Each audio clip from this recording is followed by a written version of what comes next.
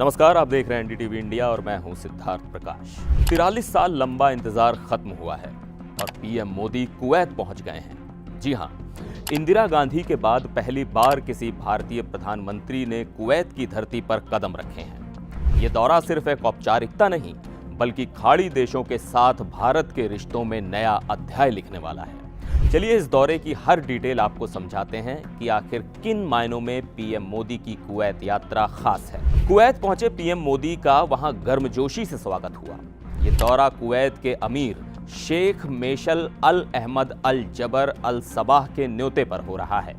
PM Modi ने x पर लिखा कि निसंदेह इस दौरे से विभिन्न क्षेत्रों में भारत कुवैत की दोस्ती और गहरी होगी और इस दौरे की अहमियत का अंदाजा लगाना मुश्किल नहीं है। आखिर कुवैत खाड़ी देशों की एक मजबूत आवाज जो है। पीएम मोदी ने कुवैत में अब्दुल्ला अल बरून और अब्दुल लतीफ अल नदीफ से भी मुलाकात की। अब्दुल्ला अल बरून ने रामायण और महाभारत दोनों का अरबी में अनुवाद किया है और अब्दुल लतीफ अल नदीफ ने रामायण और महाभारत के अरबी संस्करण प्रकाशित किए हैं।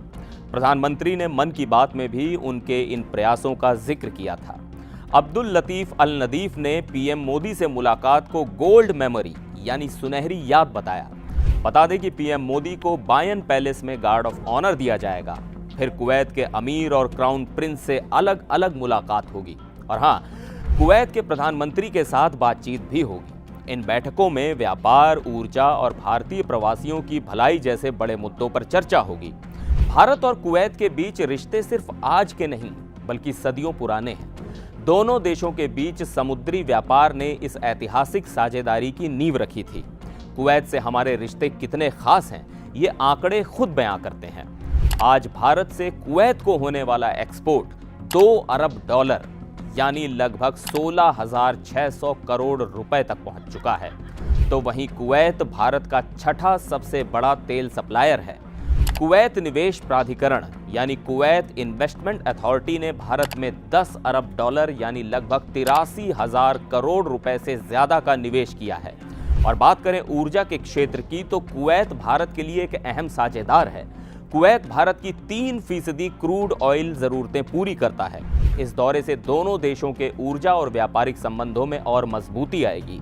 दिलचस्प बात यह है कि 1961 तक भारतीय रुपया कुवैत में कानूनी मुद्रा हुआ करता था और खास बात, कुवैत में सबसे बड़ा प्रवासी समुदाय भारतीय है। मतलब ये दौरा सिर्फ राजनीति तक सीमित नहीं, बल्कि हर भारतीय की जिंदगी से जुड़ा है। अब सुनिए, ये दौरा इतना खास क्यों है। कुवैत वर्तमान में गल्फ कोऑपरेशन काउंसिल यानी जीसीसी का अध्यक्ष है।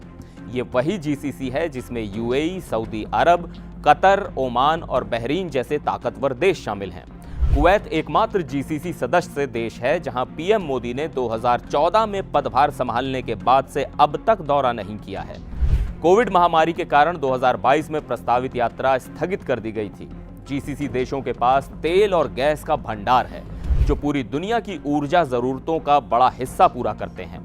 भारत जो अपनी ऊर्जा जरूरतों के लिए 80% तेल आयात करता है, इन देशों के साथ मजबूत संबंध बनाने में जुटा है।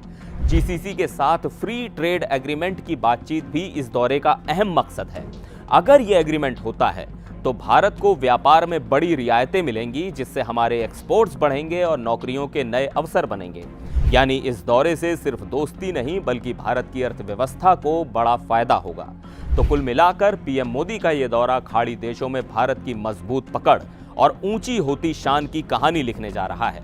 एनडीटीवी इंडिया पर इस खबर में फिलहाल के लिए बस इतना ही। मुझे दीजिए इजाजत। नमस्कार।